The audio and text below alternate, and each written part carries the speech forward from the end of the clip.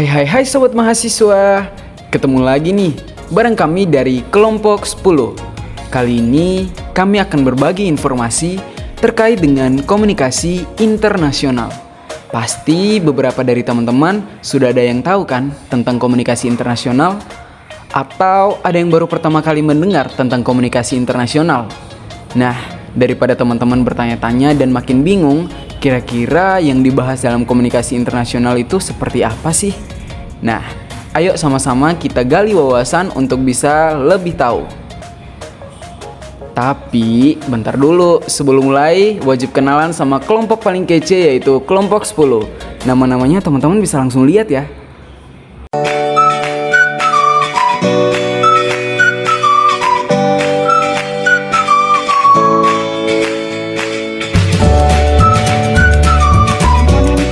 Komunikasi interpersonal. Kata unsur atau komponen dalam Kamus Bahasa Indonesia dijelaskan sebagai bagian dari keseluruhan aspek yang membentuk suatu aktivitas atau kegiatan tersebut.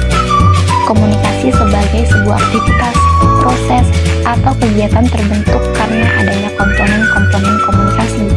Dari komponen-komponen ini selanjutnya terbentuk proses komunikasi. Ada 9 komponen-komponen komunikasi interpersonal, yaitu sumber atau komunikator, penerima atau komunikan, encoding, decoding, pesan, saluran, umpan balik, gangguan, dan konteks komunikasi.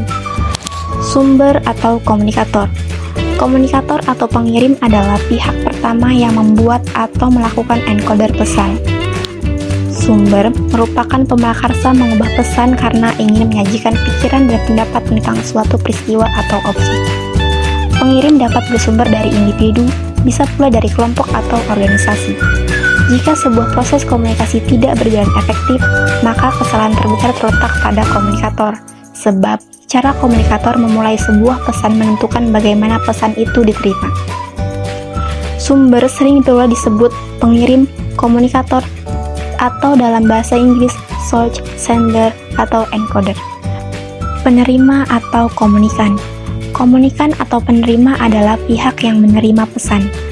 Komunikan tidak sekedar menerima pesan, melainkan juga menganalisis dan menafsirkannya sehingga dapat memahami makna pesan tersebut. Dalam proses komunikasi interpersonal, penerima bersifat aktif. Selain menerima pesan, penerima juga melakukan proses interpretasi dan memberikan umpan balik. Berdasarkan umpan balik dari komunikan inilah, seorang komunikator akan dapat mengetahui keefektifan komunikasi yang telah dilakukan. Apakah makna pesan dapat dipahami secara bersama oleh kedua belah pihak, yakni komunikator dan komunikan. Penerima bisa terdiri dari satu orang atau lebih, dan bisa dalam bentuk kelompok. Encoding. Encoding adalah suatu aktivitas internal pada komunikator dalam menciptakan pesan melalui pemilihan simbol-simbol verbal dan non-verbal yang disusun berdasarkan aturan-aturan tata bahasa serta disesuaikan dalam karakteristik komunikan. Encoding merupakan tindakan memformulasikan isi pikiran ke dalam simbol-simbol, kata-kata dan sebagainya sehingga komunikator merasa yakin dengan pesan yang disusun dengan cara penyampaiannya. Decoding. Decoding kegiatan yang berlawanan dengan kegiatan encoding. Decoding sebagai kegiatan yang dilakukan oleh penerima pesan untuk menerjemahkan pesan-pesan ke dalam suatu bentuk yang memiliki arti bagi penerima. Encoding dan decoding merupakan satu kesatuan dalam proses komunikasi, sebab fungsi-fungsi encoding-decoding berjalan secara simultan dalam proses timbal balik dan dua arah. Pesan. Pesan dalam komunikasi adalah sesuatu yang disampaikan pengirim kepada penerima. Pesan dapat disampaikan dengan cara tatap muka atau melalui komunikasi. Dalam bahasa Inggris, pesan biasanya disebut dengan kata message, content, atau information. Pesan pada dasarnya adalah suatu tindak tutur atau pemeragaan, suatu tindakan lewat ekspresi berupa kata dan sikap tubuh. Saluran atau media. Saluran merupakan sarana fisik penyampaian pesan dari sumber ke penerima, atau yang menghubungkan orang ke orang lain secara umum. Dalam konteks komunikasi interpersonal, pengguna saluran atau media semata-mata karena kondisi dan situasi tidak memungkinkan dilakukannya komunikasi secara tatap muka. Misalnya, seorang ingin menyampaikan informasi kepada orang lain, namun kedua orang tersebut berada pada tempat yang berjauhan, sehingga digunakanlah saluran komunikasi, dan keinginan penyampaian informasi tersebut dapat terlaksana. Umpan balik atau bisa disebut dengan respon, yakni apa yang telah diputuskan oleh penerima untuk dijadikan sebagai sebuah tanggapan terhadap pesan. Respon bisa bersifat positif, netral, maupun negatif. Respon positif apabila sesuai dengan yang dikehendaki komunikator.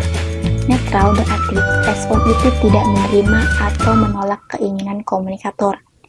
Dan respon negatif apabila tanggapan yang diberikan bertentangan dengan yang diinginkan oleh komunikator. Gangguan adalah segala sesuatu yang mengganggu atau mencampuri komunikasi. Gangguan adalah setiap suara yang mengganggu, yang membuat seseorang tidak mendengar pesan dengan benar, atau bahkan tidak mendengarnya sama sekali. Gangguan bisa terjadi melalui: pertama, gangguan fisik berasal dari luar, atau seperti kegaduhan atau jarak. Kedua, gangguan psikologis timbul karena perbedaan gagasan dari penilaian subjektif di antara orang yang terlibat dalam komunikasi, seperti emosi, perbedaan nilai, sikap, dan status. Ketiga, gangguan semantik terjadi karena kata-kata atau simbol yang digunakan dalam komunikasi memiliki arti ganda. Konteks komunikasi. Komunikasi selalu terjadi dalam suatu konteks tertentu. Paling tidak ada 3 dimensi, yaitu ruang, waktu, dan nilai. Konteks ruang menunjuk pada lingkungan penting yang nyata tempat terjadinya komunikasi, seperti ruangan, halaman, dan jalanan. Konteks waktu menunjuk pada waktu kapan komunikasi tersebut dilaksanakan, misalnya pagi, siang, sore, atau malam.